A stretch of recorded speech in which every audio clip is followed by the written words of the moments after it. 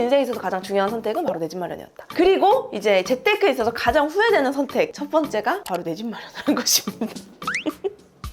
저에겐 큰 교훈을 안겨준 게 바로 내 집 마련이라는 사건이었던 것 같아요. 그리고 또 여기서 부동산을 살 때 되게 중요한 거는 내가 얼마를 빌릴 수 있을 만큼의 신용도를 갖고 있냐. 제가 진짜 여기서 현타를 진짜 많이 맞았던 것 같아요. 첫 번째, 내일 시장은 아무도 몰라. 오를지 떨어질지 아무도 몰라. 그러니까 자신만만 하지 마. 그래서 저는 진짜 다시 돌아간다면 무조건 작은 평수에서 시작할 것 같다. 물론 없이. 나는 결국 아무것도 투자 못한 사람이 되는 거예요. 한계를 제대로 공부하지 않아서. 그래서 다시 돌아간다면 그렇게 할 것 같고. 김짬부. 안녕하세요. 짠순이 부자의 김짬부입니다. 여러분, 제가 최근에 이제 회사에서 이렇게 사람들끼리 같이 이야기하는 그런 시간이 있었는데 거기서 이런 질문이 나왔어요. 내 인생의 가장 중요한 선택 3가지는 무엇이었는지. 그 질문을 받고 뭔가 이거를 김짬부 버전으로 좀 다시 한번 생각하게 되더라고요. 김짬부의 재테크에 있어서 가장 잘한 선택 3가지와 가장 후회되는 선택 3가지를 한번 나눠보려고 합니다. 특히 이 못한 선택에 있어서 되게 용기 내서 말하는 게 좀 많거든요. 영상 끝까지 봐주세요. 첫 번째, 재테크에 있어서 가장 잘한 선택. 단연 집을 산 것입니다. 진짜 저를 오래 본 찐짜리들은 알겠지만 저는 정말 이 내 집 마련. 아빠가 30살에는 나가서 혼자 살아라 라는 그 말에 너무 충격받아가지고 전 19살 때부터 이제 알바를 시작했으니까 어떻게 7년 동안 모은 돈이 없지? 집은 어떻게 사는 거지? 돈은 어떻게 모으는 거지? 아무것도 모르는 금융 문맹 시절에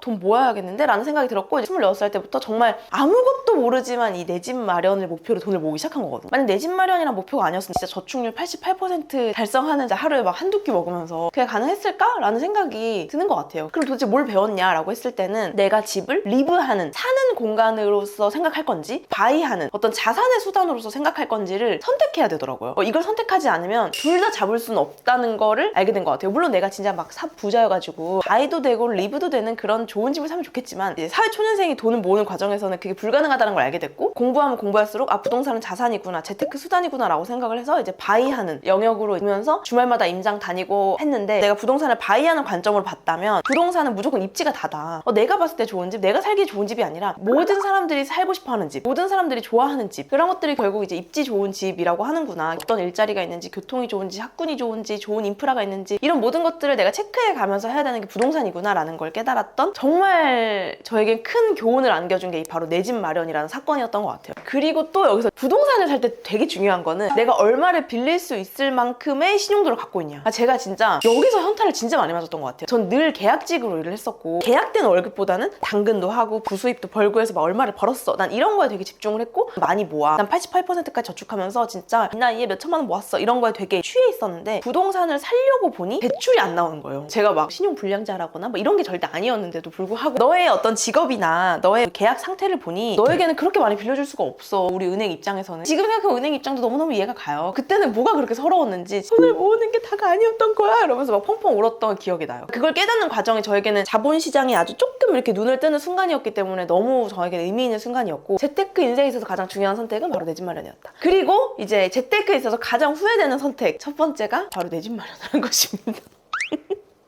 다시 돌아간다면 이 말을 꼭 해주고 싶다라고 해서 저는 좀 후회되는 선택으로 뽑았는데 첫 번째, 내일 시장은 아무도 몰라. 오를지 떨어질지 아무도 몰라. 그러니까 자신만만 하지 마. 그러니까 그때 당시에 저는 빨리 집 사야지. 당연히 오르잖아. 부동산은 오르는 것이라는 것밖에는 그때는 경험치가 없었던 거예요. 저랑 비슷하게 재테크를 시작하는 우리 내 또래의 찐짜리들은 진짜 다 공감할 텐데 우리는 그때 당시에 자산 시장이 오르는 것만 본 거예요. 물론 우린 그 이후로 떨어지는 것도 맛보았지만 무조건 집은 사야지. 무조건 오르는 거잖아. 현금 들고 있으면 바보야. 막 이런 생각을 했던 것 같아요. 자산 시장에 너무 자신만만했던 것에 대한 따끔한 혼을 좀 내주고 싶고요. 그 다음에 또 하나 후회되는 지점은 정말 개인적인 의견인데 나이가 어릴수록 무언가를 소유한다는 건 되게 신중해야 된다는 생각을 좀 갖게 됐어요. 미래의 나는 진짜로 몰라. 나는 평생 용인에 살았으니까 계속 용인에 살 거야 라는 게 내년에 나? 내후년에 나는 아닌데? 라고 할 수도 있는 지점이라는 거죠. 나의 용인집에게 조금 미안한 말이지만 걸림돌이 됐었어요. 족쇄가 내 발목에 있는 느낌?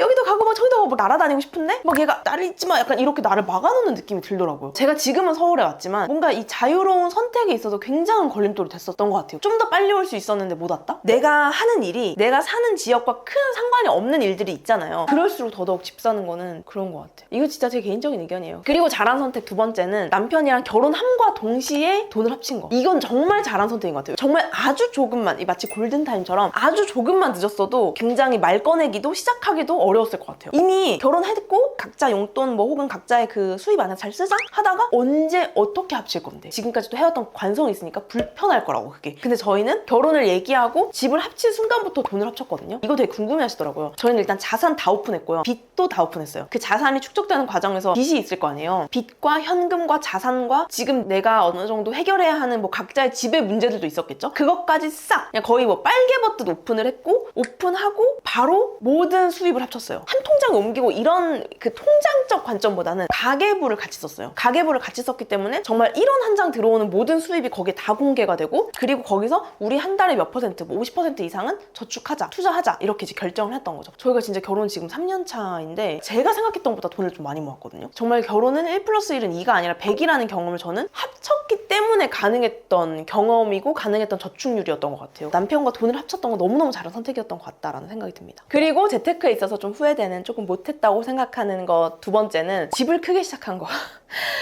이건 진짜 후회돼요. 이거는 집을 산 것보다 더 후회돼요. 저희가 28평짜리 아파트였는데 복층으로 되게 높아요. 천장이 거의 무슨 별장 놀러 온 것 같아. 베란다도 트고 해가지고 놀러 온 사람들은 엥? 이게 28평이라고 30평 아니야? 라고 할 만큼 3개 화장실 2개 거실 크고 뭔지 아시죠? 딱 그런 곳에 살았었고 28평을 채우려면 진짜 많은 물건이 필요해요. 우리가 막 채우자! 이렇게 하지 않아도 점점 채워줘. 왜냐면 빈 공간이 있으면 꼭 버리는 공간처럼 느껴지니까 거기를 채워서 어떻게든 쓸모있게 만드는 게 사람이거든요. 그래서 제가 아까 말했듯이 1년 뒤, 2년 뒤 내가 어떻게 될지 몰라? 우리 6평 오피스텔로 갔잖아요. 그러니까 그거 사실상 거의 다 안 쓰게 된 거죠. 그런 물건들을. 그래서 신혼집을 구하는 그때로 돌아간다면 당연히 무조건 몸테크, 진짜 무조건 몸테크 시작할 것 같고 이 몸테크라는 게 여러분 제 룸투어 보셔서 아시겠지만 막 정말 곰팡이 나고 막 이렇게 힘든 집에 산다는 게 아니에요. 그냥 작고 저렴한 집. 작기만 하면 돼. 일단 월세나 전세금도 낮다는 장점이 있지만 짐을 안 늘릴 수 있어요. 짐은 차차 늘려야지 늘리고 시작하면 이건 마치 집을 산 것만큼의 족쇄예요. 이 물건들이. 그래서 저는 진짜 다시 돌아간다면 무조건 작은 평수에서 시작할 것 같다. 물건 없이. 올려가는 재미를 느낄 것 같아요. 제가 지금 6평에서 9평 왔는데 진짜 행복해 죽을 것 같거든요. 이걸 느낄 것 같아. 크게 시작한 거는 좀 목청 터져라 말할 수 있는 후회 포인트예요. 좀 잘한 선택 세 번째는 PD라는 직업을 다시 찾은 거. 사실 이거는 제 인생에서 가장 잘한 선택이기도 한데요. 방송국에서 제가 조연출을 하고 프리랜서 PD라는 그 명칭까지 딱 달고 그러면서 유튜브를 시작하고 유튜브가 생각보다 빨리 잘 돼가지고 유튜브 기반의 PD로 이직을 할까 하면서 유튜브 채널에 지원을 했다가 떨어져가지고 그럼 일단 내가 1년만이라도 유튜브를 제대로 해볼까 하면서 유튜버로서의 직업이 시작된 거죠. 그것도 너무너무 감사하긴 했지만 저는 뭔가 사람들과 같이 일하는 걸 너무너무 좋아하고 단순히 내 영상을 만들고 막 내가 기뻐하고 이런 게 아니라 다 같이 공동의 무언가를 만들어서 그걸 막 기뻐하는 그게 진짜 잘 맞았던 사람이었거든요. 그래서 사실 프리랜서 되고 한 2년 정도 지나고 나서부터는 계속 회사들을 알아봤던 것 같아요. 근데 이제 그러다가 제가 트루스라는 그룹을 만나게 된 거죠. 거기에 대표님이 소정님과 황혼님을 만나게 됐고 와, 나 저기서 영상 너무 찍고 싶다. 근데 그때 당시 거기는 진짜 PD도 구하고 있지도 않았고 그래서 내가 저기를 어떻게 들어갈 수 있을까 하면서 이제 주변을 겁나 한 1년간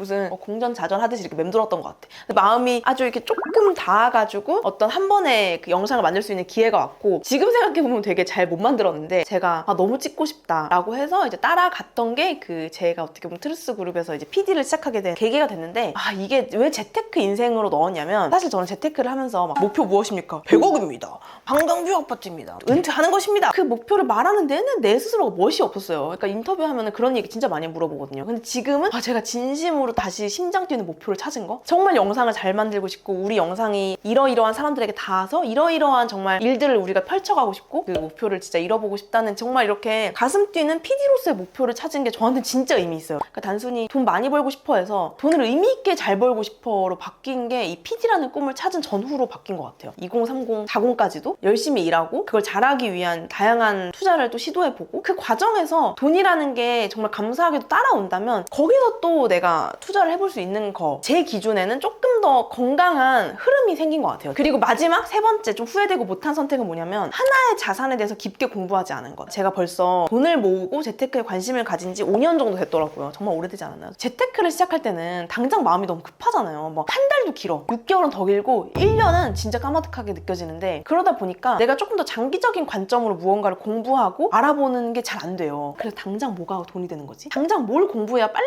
이렇게 수익률이 오를까? 막 이런 관점으로 하다 보니까 죄다 백화점식으로 쇼핑하듯 자산을 공부한 거예요. 요거 조금 하다 보니까 결국 내가 이 부분에 있어서 나 진짜 누구한테도 말할 수 있을 만큼 전문가야. 나는 확실하게 말할 수 있어 라고 할 만큼 공부를 안 한 것 같아요. 근데 그게 너무 후회돼요. 벌써 5년이면 여러분 반 10년이잖아요. 내가 5년 동안 예를 들어서 한 개의 ETF만 제대로 공부했어. 난 그러면 진짜 그거에 대해서는 하루 종일 말할 수 있는 사람이 되지 않았을까? 왜 그때는 마음이 그렇게 급해서 장기적인 관점으로 자산을 공부 안 했지? 라는 생각이 들어요. 그래서 제가 다시 돌아간다면 5년 동안 한 개의 주식을 공부하든 아니면 정말 1년에 한 개를 공부하든 예전에 정말 유명한 주식 투자자분이 그런 얘기를 했어요. 자기는 1년에 딱 한 개? 진짜 많은 2개밖에 공부 안 한다고. 근데 그때는 대단하세요 라고 했는데 지금 돌이켜보니까 나는 결국 아무것도 투자 못한 사람이 되는 거예요. 한 개를 제대로 공부하지 않아서. 그래서 다시 돌아간다면 그렇게 할 것 같고 그러다 보니 저는 요즘에 결국 제 성향을 알게 되잖아요. 저는 조금 의외로 좀 안정지향형이더라고요. 좀 더 노후 준비에 특화된 ISA나 뭐 IRP나 혹은 그렇게 높은 수익률은 아니어도 정말 적금보다는 나은 금리형 ETF라든지 수익이 보장된 이자가 보장된 것들에 제가 관심이 많다는 걸 알게 돼서 오히려 그쪽을 좀 더 공부하고 있긴 한데 다시 돌아간다면 특정 자산에 대해서 하나를 깊게 공부할 것 같아요. 우리 찐짠이들도 처음엔 이렇게 퍼지듯 공부하는 게 중요해요. 뭔가를 다 알아봐야 되니까. 근데 그 다음부터는 이렇게 한 개를 깊게 뎁스 있게 가는 게 재테크에 있어서는 좀 중요한 것 같아요. 네, 이렇게 제가 또 잘한 선택, 못한 선택을 정말